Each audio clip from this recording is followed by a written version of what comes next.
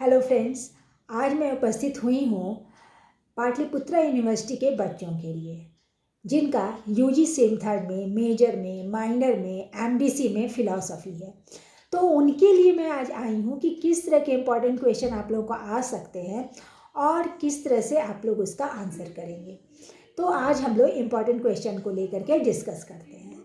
तो जब important question की बात आती है तो सबसे पहले मैं जो आपका MJC 3 का पेपर है मैं उसको लेकर बात करती हूँ, जिसमें इंडियन फ़िलासफ़ी आप लोगों को पढ़ना है। और ये पेपर हमारे माइनर के लिए भी है, ठीक है, तो बच्चों के लिए, सभी के लिए है।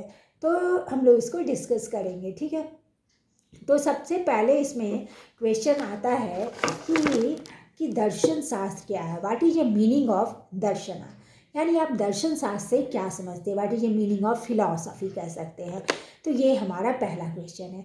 दूसरा क्वेश्चन है कि भारतीय दर्शन की विशेषताओं को बताएं, what is A characteristic of Indian philosophy, मतलब भारतीय दर्शन क्या है, उसकी विशेषताएं क्या है, उसके बारे में बताना है।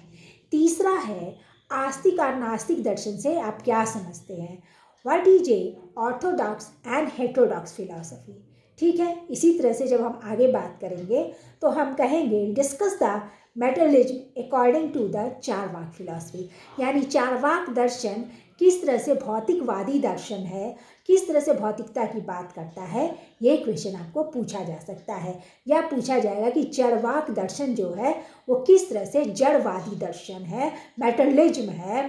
मेटरलिज्म का मतलब होता है कि किस तरह से वो मानता है कि जो सृष्टि की उत्पत्ति हुई है भौतिक तत्वों से हुई है, ठीक है, इसके पीछे किसी ईश्वरीय शक्ति का हाथ नहीं है, मैटर से उत्पन्न हुई है, जड़ से उत्पन्न हुई है, यानी कि जिसमें चेतना नहीं है। तो ये इंपॉर्टेंट क्वेश्चन आप लोग देख लीजिएगा। इसके बाद है बौद्ध दर्शन के अनुसार क्षणिकवाद क्या है, डिस्कस द क्षणिकवाद अकॉर्डिंग टू बुद्धिस्ट फिलॉसफी, तो ये भी आप लोग देख लेंगे। आगे है बौद्ध दर्शन के अनुसार प्रतीत समुत्पाद क्या है, डिस्कस द प्रतीत समुत्पादा अकॉर्डिंग टू बुद्धिस्ट फिलॉसफी। इसके बाद आता है कि अनेकानंतवाद क्या है, ठीक है, व्हाट इज ए अनेकानंतवाद। इसके बाद है डिस्कस द स्यादवाद अकॉर्डिंग टू जैन फिलॉसफी, स्यादवाद से आप क्या समझते हैं, इसकी विशेषताओं को बताना है, स्यादवाद क्या है इसके बारे में आप लोगों को बताना है। उसके बाद नेक्स्ट क्वेश्चन है शांख दर्शन के अनुसार प्रकृति और पुरुष की व्याख्या करें, डिस्कस द प्रकृति एंड पुरुषा अकॉर्डिंग टू सांख्य फिलॉसफी, यानी शांख दर्शन के अनुसार प्रकृति और पुरुष की व्याख्या करें, ठीक है। फिर है discuss the theory of evolution according to Samkhya philosophy, Samkhya दर्शन के अनुसार विकास के सिद्धांत की व्याख्या करें, ठीक है। तो इसको हम लोग इस तरह से समझेंगे। योग के अष्टांगिक मार्ग की व्याख्या करें, डिस्कस द अष्टांग योगा, योग क्या है, उसके अष्टांगिक मार्ग क्या है, उसकी व्याख्या करें। न्याय दर्शन के प्रत्यक्ष संबंधी प्रमाणों की व्याख्या करें, discuss the pratyaksha according to Nyaya philosophy, ठीक है। स्वार्थानुमान और परार्थानुमान में अंतर स्पष्ट करें, ठीक है, डिस्टिंग्विश बिटवीन स्वार्थानुमान एंड परार्थानुमान, वेरी वेरी इंपॉर्टेंट क्वेश्चन। या पूछ सकता है व्हाट इज द अनुमान, अनुमान क्या है उसकी व्याख्या करें, ठीक है। तो अनुमान आप देख के जाइएगा, परसेप्शन देख के जाइएगा, प्रत्यक्षा देख के जाइएगा, इंपॉर्टेंट है। और उसके बाद है कि डिस्कस द शब्द प्रमाण, व्हाट इज ए टेस्टिमोनियल, ठीक है। तो इस तरह से शब्द प्रमाण भी आपके लिए इंपॉर्टेंट है। फिर वैशेषिक दर्शन के पदार्थ सिद्धांत की व्याख्या करें, ठीक है। पदार्थ कितने हैं, तो 7 प्रकार के पदार्थों की व्याख्या की गई है, सबस्टेंस है, द्रव्य है, क्वालिटी है, गुण है, एक्शन है, कर्म है, सामान्य है, यूनिवर्सल है, ठीक है, विशेषा है, पर्टिकुलर है, आप विशेष को देखेंगे।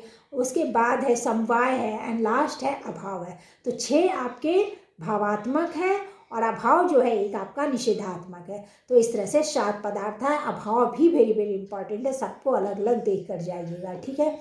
उसके बाद है कि वेदांत दर्शन के अनुसार ब्रह्म विचार की व्याख्या कीजिए, वेदांत दर्शन के अनुसार जगत की व्याख्या कीजिए, what is the theory of Vedanta and what is the theory of world, जगत क्या है। इसके अलावा माया मोक्ष क्या है, शंकर और रामानुज के अनुसार देख करके जाइए, इतने क्वेश्चन को पढ़ के जाइए, देख करके जाइए, अच्छे से आपका एग्जाम जाएगा। और जो पैटर्न है मुझे जैसा लग रहा है, ऐसे तो आप सब कुछ पढ़ के जाएंगे, लेकिन जैसा मैं अनुमानित कर पा रही हूँ कि 10 क्वेश्चन जैसे आपके ऑब्जेक्टिव रहने चाहिए 2 मार्क्स का, तो 20 मार्क्स का हो जाएगा। और कुछ आपके शॉर्ट क्वेश्चंस रहेंगे। तो जो शॉर्ट क्वेश्चंस आपके अगर आते हैं तो वो आपका हो जाएगा 20 मार्क्स का रहेगा। मान लीजिए 6 में से 4 क्वेश्चन करना रहे तो वो आपके 20 ईच क्वेश्चन जो रहेंगे वो आपका हो जाएगा। मान लीजिए कि आपको 4 क्वेश्चन करना है 5 नंबर का, तो वो 20 हो जाएगा। और बाकी जो रहेगा वो आपका 10 मार्क्स का रहेगा, 3 क्वेश्चन करना रहेगा, तो सब मिला के 30 का वो हो जाएगा। तो सब मिला के आपका हो जाएगा 70 मार्क्स का, और 30 मार्क्स का इधर जो मिड सेम वगैरह लिया गया है और जो आपका प्रोजेक्ट जमा हुआ है, जो आपका अटेंडेंस है, उसके ऊपर क्वेश्चन आएगा। तो मैं समझ रही हूँ कि ये जो मैंने बताया ये मेजर वालों के लिए, माइनर वालों के लिए और एमडीसी के भी जो बच्चे हैं उनके लिए भी ये इंपॉर्टेंट क्वेश्चंस है। तो आप लोग इसको देख करके जाइए, और आप लोग को अगर इसका आंसर चाहिए तो मेरे वीडियो को पे सब्सक्राइब कर लीजिए और लाइक कीजिए। और इसी जब आप सब्सक्राइब करेंगे तो वहाँ पे वीडियो पे जाएंगे, वहाँ क्लिक करेंगे तो आपको सारे वीडियो एक एक करके बने हुए मिलेंगे। तो आपको कहीं भी कोई दिक्कत नहीं है, सारा वीडियो बना हुआ है। आप टॉपिक के अनुसार से, आप ढेरों वीडियोज़ हैं, टॉपिक के अनुसार से देख लीजिए कि कहाँ पे कौन सा नाम लिखा हुआ है, उस पर क्लिक कीजिए और अपने वीडियो को, उसको आंसर को जानिए कि क्या क्या करना है। तो इस अनुसार से आपकी तैयारी हो जाएगी। और मैंने तो क्लास में कराया ही है, कोई भी दिक्कत हो तो भी आप कॉलेज आइए और क्लास में आकर के पूछिए। थैंक यू, धन्यवाद।